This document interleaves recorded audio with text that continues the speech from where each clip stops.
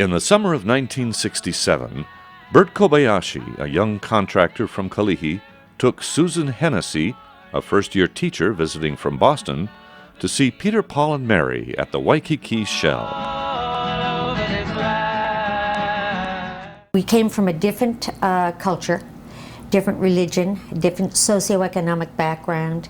She's 100% Irish Catholic, and I was 100% Japanese Buddhist family. I mean, we didn't have anything in common, zero, except for that we liked each other. And that we were both givers. Bert and Susan married on November 17, 1968. Over the years, their passion for giving has expanded along with their business and family. They really reflect the beauty of yin and yang. They are so opposite, so different, and yet their differences is what brings the best out of each of them and makes them so special and so generous to our community. For the myriad ways they have helped to support the cultures and communities of Hawaii, the Historic Hawaii Foundation is proud to honor Bert and Susan Kobayashi as the 2008 āina of the Year. He really hasn't changed from his days in Kalihi growing up, graduating from Farrington High School. I remember when I was little, couldn't get a nickel in my pocket, so I know how it feels to be poor. When he was growing up, his dad had a second-hand truck and a carpenter's license, and he decided to become a contractor. So everybody in the family helped run the business, and when his dad was sick, Bert had to bite the bullet and learn how to run a business. He was 19 years old. He had to stop going to college. The way I describe Bert is somebody that has the biggest responsibility button I ever saw. I think that Bert has a sense of obligation to this land because it's special. And part of that is to help restore dignity and honor and pride that Native Hawaiians deserve. I live here all my life. I was born here. A lot of my friends from I was little to now is Hawaiians, part Hawaiians and full Hawaiians. A lot of their parents and grandparents, the Kapunas was also my Calabash mom and dad and uncle. We always call everybody uncle and auntie, and I didn't know that we had a different nationality then when I was little. I really thought we all was the same nationality. I don't think Bert draws a line between being of one ancestry and not being a Hawaiian. You're āina, you're from this land, and you're born from here, and this land is you and you are it. I think there's a deep passion in Bert to make sure that he constantly gives back to what's deserving.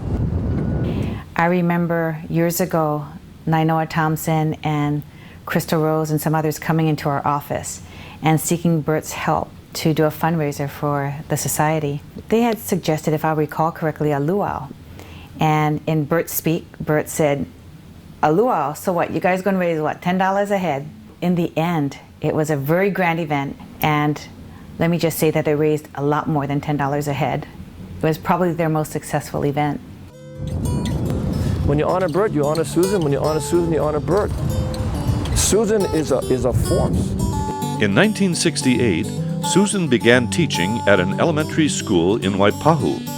She continued to work as a dedicated public school teacher for the next 20 years.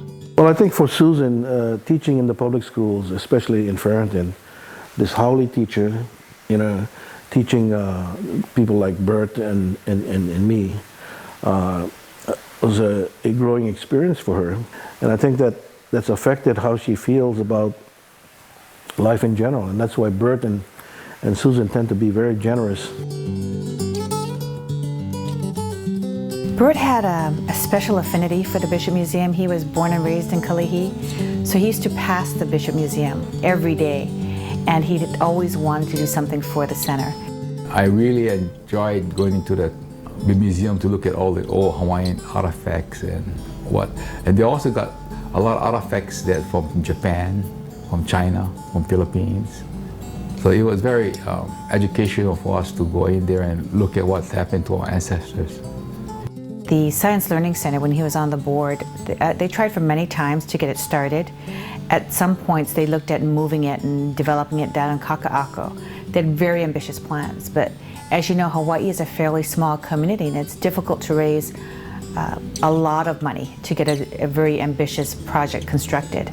So we suggested that the project be phased, that we assist them in some of the fundraising, so that at least the initial phase could be developed.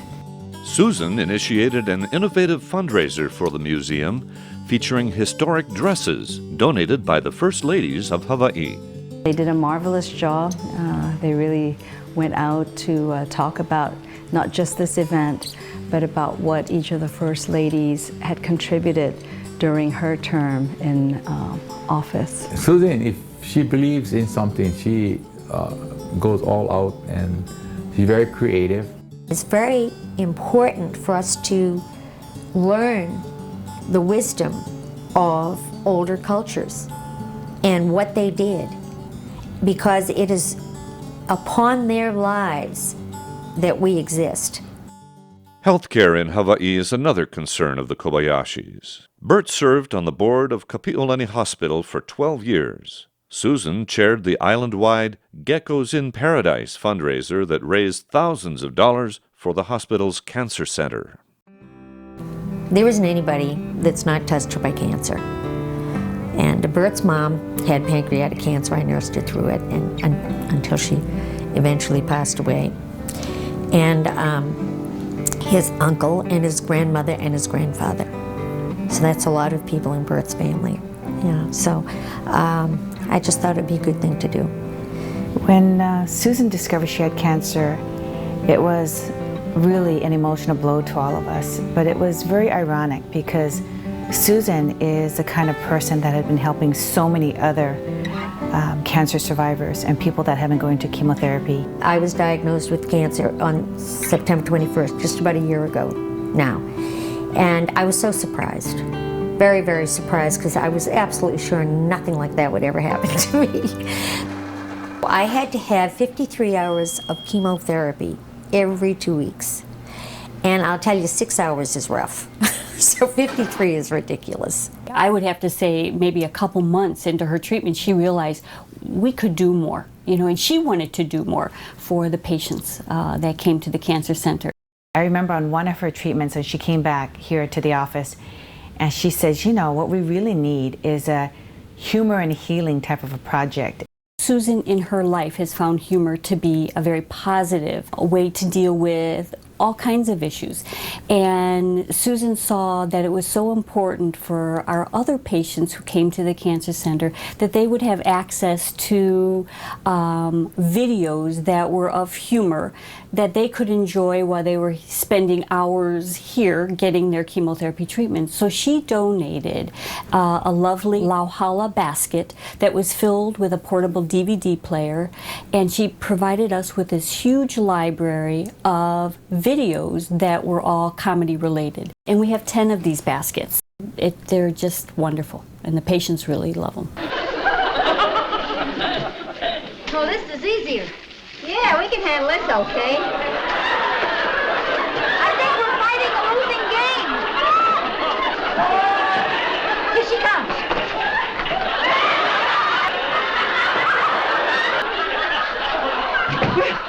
Fine, you're doing splendidly.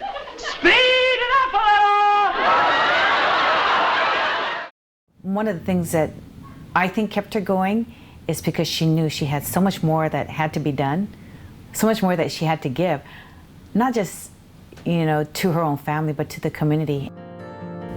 Great leaders will plant a tree under which they never expect to sit. The Kobayashis have always just been about helping. When I was starting my soccer store, it was very inspiring to me that he would take a chance and that he believed in me when a lot of other people wouldn't have. Bert was never concerned about making money. Helping someone was much more important than getting a huge return on his investment.